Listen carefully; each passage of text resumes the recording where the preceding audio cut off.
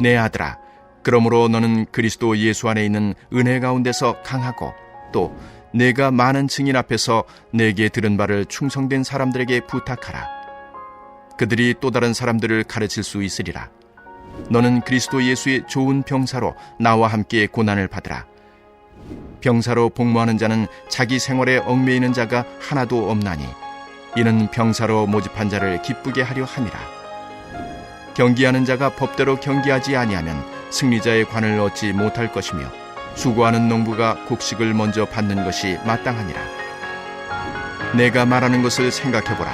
주께서 범사에 내게 총명을 주시리라. 내가 전한 복음대로 다윗의 씨로 죽은 자 가운데서 다시 살아나신 예수 그리스도를 기억하라. 복음으로 말미암아 내가 죄인과 같이 매이는 데까지 고난을 받았으나 하나님의 말씀은 매이지 아니하니라. 그러므로 내가 택함 받은 자들을 위하여 모든 것을 참음은 그들도 그리스도 예수 안에 있는 구원을 영원한 영광과 함께 받게 하려 함이라. 미쁘다 이 말이여, 우리가 주와 함께 죽었으면 또한 함께 살 것이요 참으면 또한 함께 왕노릇 할 것이요 우리가 주를 부인하면 주도 우리를 부인하실 것이라. 우리는 미쁨이 없을지라도 주는 항상 미쁘시니 자기를 부인하실 수 없으시리라. 아멘. 할렐루야. 주님의 은혜와 평강이 말씀으로 하루를 여는 성도님들에게 가득하기를 축복합니다. 디모데후서는 바울의 13편의 편지 중 마지막 서신으로 감옥에서 쓰여진 편지입니다. 죽음을 눈앞에 둔 바울은 자신이 사랑하는 믿음의 아들 디모데에게 유언장과 같은 최후의 편지, 디모데후서를 쓰게 된 것입니다. 그래서 이 디모데후서는 개인의 사사로운 편지 같은 성격이 강하고 마지막 장에 가서는 유언의 분위기가 더욱 짙어집니다. 이런 배경에서 오늘 본문은 사도 바울이 디모데를 내 아들아 라고 부르며 복음을 전달하는 사람으로서 어떻게 살아야 할지에 대한 권면을 시작하고 있습니다.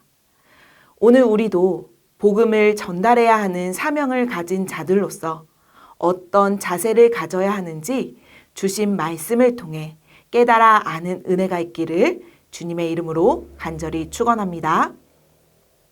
먼저 복음을 전하는 자들의 자세 첫 번째는 은혜 가운데에서 강해야 한다는 것입니다. 1절 말씀을 함께 읽어보겠습니다. 내 아들아, 그러므로 너는 그리스도 예수 안에 있는 은혜 가운데서 강하고, 강하다의 헬라어 엔디나무는 강하다, 권능을 부여받다, 힘을 받다라는 의미로 하나님에게서 권능을 받은 것을 뜻합니다. 우리가 복음을 전달할 때에는 꼭 영적인 싸움이 일어납니다. 사단이 복음이 이 땅 가운데 퍼져나가는 것을 싫어하기 때문이지요. 그래서 이 영적 전쟁에서 이기려면 무엇보다 힘이 있어야 하고 강해야 합니다. 그런데 이 강함은 우리들의 노력과 공로로 길러진 힘이 아니라 하나님이 그리스도를 통해 하늘에서 부어주시는 그 은혜로 길러진 힘이어야 합니다. 그래서 바울은 디모데에게 그리스도 예수 안에 있는 은혜 가운데서 강하라 라고 말한 것입니다. 식물들이 이슬을 먹고 자라듯이 우리 성도들은 그리스도 예수만이 주실 수 있는 하나님의 은혜를 먹고 마셔야 영적으로 성장하고 강해질 수 있습니다. 겉으로 보기에 이 은혜는 약하고 부드러워 보이지만 이 은혜보다 더 크고 강력한 사랑은 없습니다. 왜냐하면 하나님의 은혜로 말미암아 우리가 구원받았기 때문입니다. 우리가 주님의 은혜를 망각하면 주님의 능력을 누릴 수 없습니다.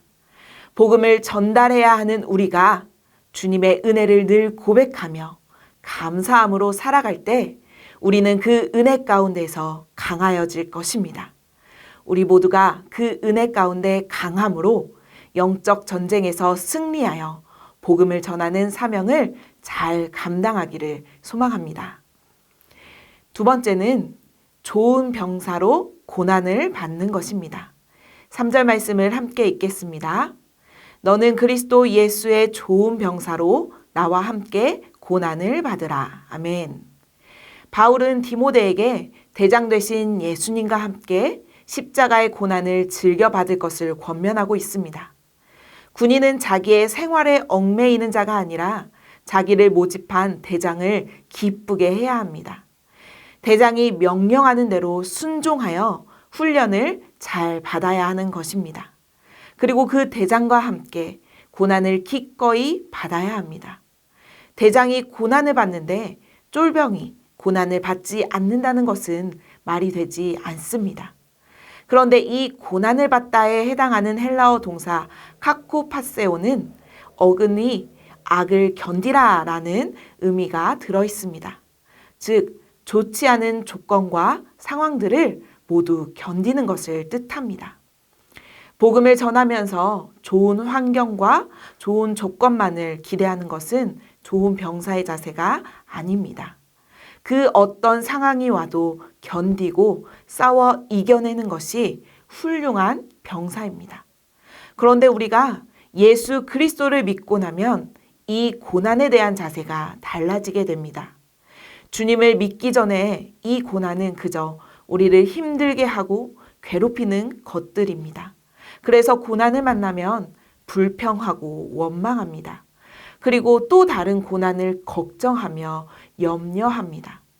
그러나 우리가 예수 그리스도를 믿는 하나님의 사람이 된 후에는 이 고난은 우리를 더욱 강하게 하는 은혜가 됩니다. 사도 바울은 말합니다. 고난은 그리스도 예수의 좋은 군사를 더욱 강하게 하는 능력이 될 수 있으므로 고난을 담대하게 받으라고 말입니다. 고난 그 자체는 괴로움이고 고난의 순간은 몹시 힘들 수도 있습니다. 그러나 그 고난의 순간을 믿음으로 우리 주님과 함께 참고 견디면 고난은 오히려 우리에게 유익이 될 것입니다. 그리고 고난은 우리를 예수 그리스도의 좋은 군사로 만들어 줄 것입니다. 그럴 때 우리는 어떤 상황에도 주의 복음을 들고 나아갈 수 있을 줄로 믿습니다. 세 번째로는 경기하는 자와 농부의 자세를 가져야 합니다.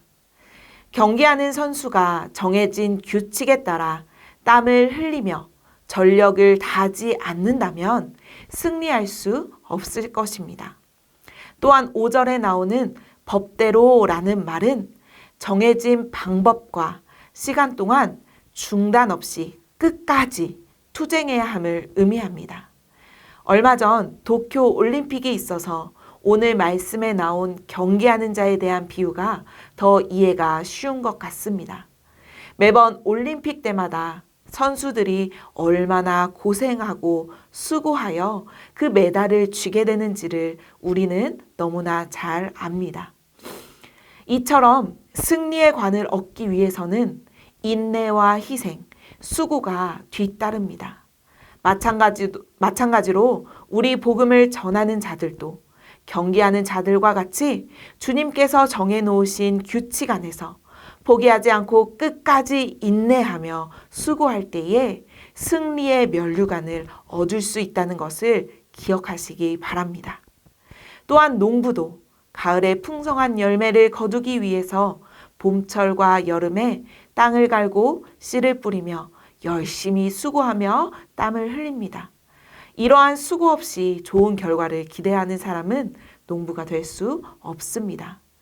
때로는 최선을 다해 농작물을 키웠음에도 자연재해로 인해 한 해의 농사를 망치기도 하고 해충으로 인하여 열매가 상해버리는 일도 겪을 것입니다.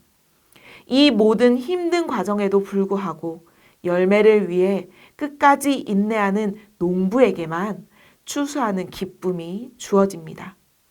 바울은 디모데에게 농부와 같은 마음을 가지라고 권면합니다.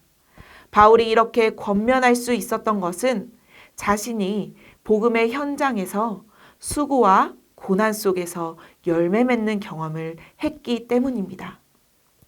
바울은 골로새 교인들에게 보내는 편지에서 각 사람들에게 그리스도를 전하고 그들을 완전한 자로 세우기 위해 힘을 다하여 수고했다고 고백했습니다. 그는 농부와 같이 열매를 바라보며 수고와 인내의 일꾼으로 살았습니다. 복음을 전하는 우리에게도 이러한 농부와 같은 수고와 인내가 필요합니다. 한 생명을 주님 앞으로 인도하기 위해서는 많은 수고가 필요하고 인도할 때까지 끝까지 포기하지 않는 그 인내가 필요합니다.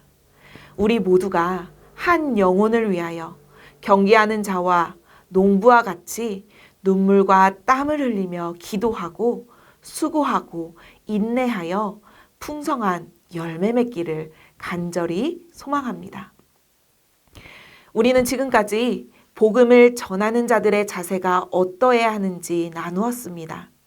은혜 가운데 강해져야 하고 좋은 병사로 고난을 받아야 하며 경기하는 자와 농부와 같이 수고와 인내가 필요하다는 것을 알았습니다. 그런데 그 무엇보다 중요한 것은 우리가 복음을 전하는 데 있어서 이 복음의 핵심을 잘 알아야 한다는 것입니다. 오늘 본문 8절에서 10절에서는 이 복음에 대한 핵심을 잘 말해주고 있습니다. 바울이 전하는 복음의 핵심은 예수님이 십자가를 지셨고 부활하셨다는 것입니다. 그런데 바울은 예수님만이 아니라 우리의 삶에도 이 예수 그리스도의 고난과 부활의 원리가 유효하다고 가르칩니다. 그렇기 때문에 우리가 고난을 받을 때 십자가와 부활의 주인공이신 이 예수님을 기억해야 합니다. 그러면 우리는 그 고난 가운데 승리할 수 있습니다. 당시 바울은 로마의 토굴에 죄인과 같이 매여 있었습니다. 그러나 오히려 복음은 매여 있지 않고 온 세계에 전파될 것을 확신했습니다. 그때 바울에게서 찬양이 터져 나왔습니다. 이 찬양이 11절에서 13절까지의 말씀입니다. 이 말씀을 함께 읽겠습니다. 미쁘다 이 말이여 우리가 주와 함께 죽었으면 또한 함께 살 것이요 참으면 또한 함께 왕노릇 할 것이요 우리가 주를 부인하면 주도 우리를 부인하실 것이라. 우리는 미쁨이 없을지라도 주는 항상 미쁘시니 자기를 부인하실 수 없으리라. 아멘. 바울은 부활의 주님과 함께 다시 살 것을 찬양했습니다. 주님과 함께 고난받는 자들이 누리게 될 엄청난 영광을 바라보았기 때문입니다. 우리가 주님을 위해 참고 견딤으로 주님의 죽음에 참여한다면 하늘에서 주님과 함께 생명을 누리고 주님의 통치에 참여하게 될 것입니다. 그러나 믿음이 없이 그리스도를 부인하면 주님도 우리를 부인하실 겁니다. 하나님은 언제나 긍휼과 심판의 약속대로 행하시는 분이기에 우리는 신실한 믿음으로 고난을 받고 인내하여 복음을 전하는 일에 최선을 다해야 할 것입니다. 사랑하는 전주 안디옥교회 성도 여러분, 우리가 그리스도인이라면 복음을 전해야 하는 사명을 받은 자들입니다. 이 때문에 혹여 고난을 당하는 일이 있을지라도 우리를 위해 십자가를 지신 그 예수 그리스도를 깊이 묵상해 보시기를 바랍니다. 그리고 복음을 위해 기꺼이 그 십자가의 길을 걸어가시기를 바랍니다. 고난 없이 유익이 없고 십자가 없이 면류관도 없습니다. 한 영혼을 위해 날마다 복음을 전하며 살아가는 저와 여러분이 되기를 주님의 이름으로 간절히 축원합니다. 이 시간 함께 기도하기를 원합니다. 첫 번째로는 우리가 복음을 전하는 자들로서 요구되는 자세를 잘 갖추게 하시고 그 사명을 잘 감당하여 복음을 위하여 십자가의 길을 기꺼이 걸어가는 우리 모두가 되게 해달라고 기도하시겠습니다. 두 번째로는 다음 세대를 위한 교회 건축이 주님의 뜻 가운데 진행되게 하시고 세상을 구원할 구원의 방주, 인생의 길을 찾는 세상의 등대가 되게 해달라고 이 시간 마음 모아 함께 기도하겠습니다.